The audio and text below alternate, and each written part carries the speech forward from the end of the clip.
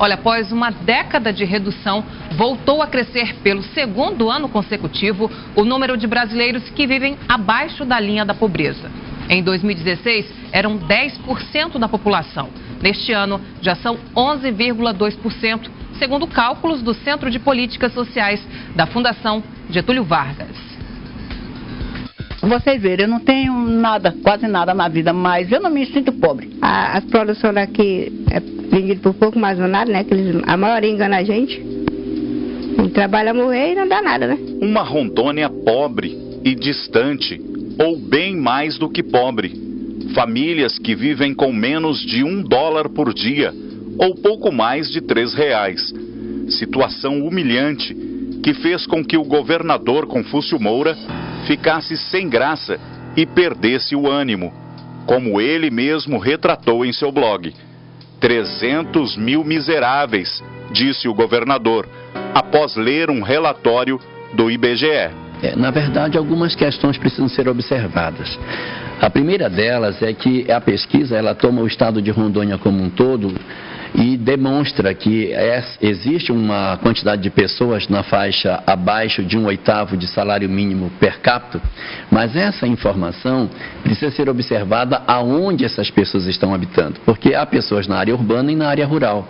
Evidentemente que quem mora na área rural e que percebe um valor menor, não necessariamente está numa condição de pobreza semelhante às pessoas que recebem isso na área urbana, porque nós temos muita cultura de subsistência e muitas propriedades rurais em Rondônia, onde as pessoas produzem o seu próprio alimento e necessitam de bem menos recurso monetário para conseguir sobreviver. Então, ter uma renda abaixo de R$70 na área rural é bem diferente de ter esse mesmo recurso dentro da área urbana. Nós estamos no lugar considerado o mais pobre de Porto Velho.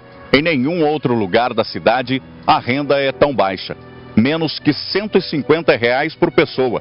Dados recentes mostram que cada uma das famílias que moram na Vila Princesa vivem abaixo da linha de pobreza. A situação é ainda pior na zona rural. Mais da metade das famílias que estão abaixo da linha da pobreza vive na roça. Na zona urbana, Dona Maria Consuelo trabalha para pôr comida na mesa da família. Ela passa 10 horas no lixão todos os dias. Hoje não foi trabalhar. Por isso, não sabe quando vai ser a próxima refeição. A senhora consegue tirar quanto por mês? Quando eu trabalho todo dia, eu já tenho chegado até R$500. Mas foi todo dia. Mas eu não vou mais, eu não aguento. A senhora só ganha dinheiro se trabalhar? Se trabalhar, porque eu não tenho renda de nada. De nada, eu não tenho renda de nada, né? Porque eu não sou aposentada, que eu já tenho 51 anos. Ainda está longe da minha aposentadoria, né? Por exemplo, a senhora tem o que para comer aqui na sua casa? Hoje eu não me encontro com nada. Nada? Nada.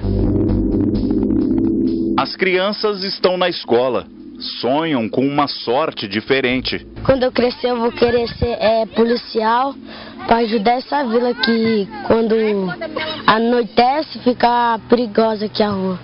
Soldado. Soldado? E você quer ser o que quando crescer? Jogador. De futebol? Por quê? Porque Quer sair desse lugar aqui? Na Vila Princesa, a água encanada ainda nem chegou. Parte das famílias dispõe de poços com água aparentemente limpa. No mesmo quintal do poço fica a fossa sanitária. Enquanto o saneamento não chega, a população sofre e adoece. Tem um gosto forte de cloro, a senhora coloca cloro aqui na água. Coloco cloro. Por quê? Porque a água não é água tratada. Aí a gente tem que tratar em casa para poder beber. Aí tem gente que diz, tô com dor de barriga da água, porque não tratou. Porque se tratar não dá dor de barriga não. Então tem que tratar para não ficar doente. Para não ficar doente. Energia elétrica, muita gente tem, mas pesa demais no orçamento. me diga como é que eu vou pagar isso aí. Ganhando R$10, R$8, conforme lá tinha coisa junto, né? Aí como é que eu vou pagar quase 2 mil daqui pra quem não pode mesmo? Como é que eu vou pagar? Para estas famílias, ter apenas arroz e feijão à mesa não é a pior das realidades. A fé no caminho para um mundo mais justo é algo que alimenta e fortalece. Talvez este caminho seja longo e penoso, como aqueles que levam até a casa deles. E essas famílias têm pressa. A linha que as separa da pobreza ainda parece distante, isolados numa realidade silenciosa e triste.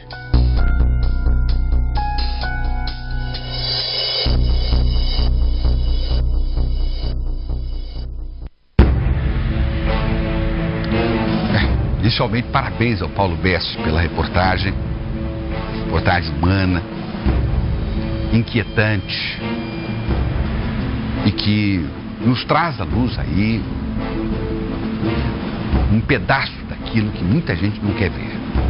Parabéns ao Eduardo Kopanax, nosso chefe de jornalismo e a equipe toda. Porque enquanto o Paulo está num canto, tem outro no outro, cada um fazendo, produzindo aquilo que nós precisamos saber e conhecer da nossa onda. E o governador, que já não me surpreende mais. Tido e havido, reconhecido pelos seus colegas governadores como o melhor governador do Brasil, que vem conseguindo índices importantes de desempenho em várias áreas, mas que não tem medo de assumir aonde ainda ele não conseguiu trazer os resultados que gostaria ele de trazer. Evidentemente que isso não depende só do governo, não depende só do governador, até porque nós não somos uma ilha, nós vivemos numa economia global, estamos em meio a políticas públicas que não são definidas só pelo Estado, são políticas públicas que também são definidas pelo governo federal. Nós temos ainda vigorando uma lei trabalhista que hoje amedronta o empreendedor a contratar gente, a fazer investimentos, porque a economia também não ajuda e a legislação muito mais, bota para baixo. Então há toda uma série de situações que fazem com que ainda nós tenhamos números, de certa forma, alarmantes de pessoas que vivem abaixo da linha da pobreza. Agora, também é muito bom a gente sempre enriquecer as nossas reportagens com especialistas em assuntos.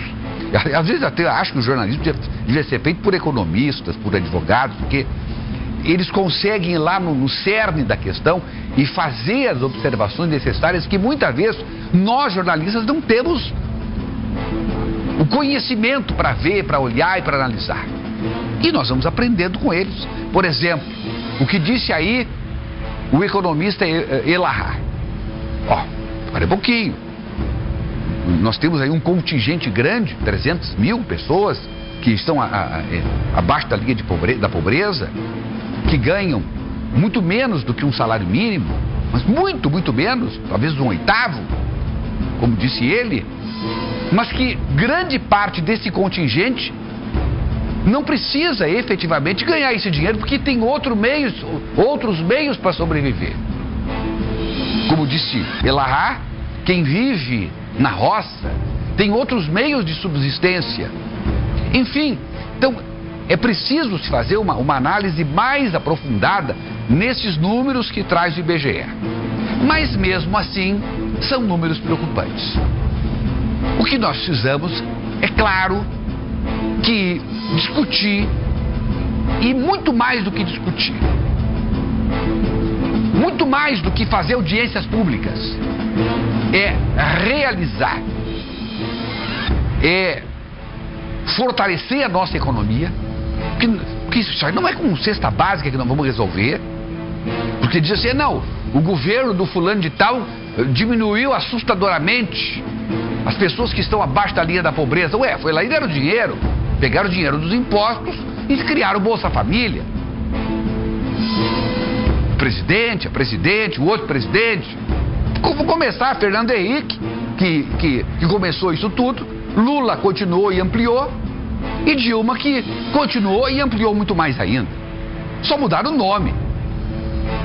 Mas não é assim que se resolve lá na raiz do problema da pobreza e o problema da miséria. Nós temos aqui gerar empregos, nós temos aqui gerar riquezas, nós temos aqui gerar condições para que essas pessoas efetivamente possam, através do seu trabalho e da sua condição, através também de acesso ao ensino superior, enfim, por aí vai. É criar uma estrutura nesse país para que as pessoas possam naturalmente sair da pobreza, sair da miséria e passar a ter uma condição digna. Não é com paternalismo. Não é. Por isso que temos que fazer projetos aqui no Estado a longo prazo. Agora, dia desses, o governo do Estado foi premiado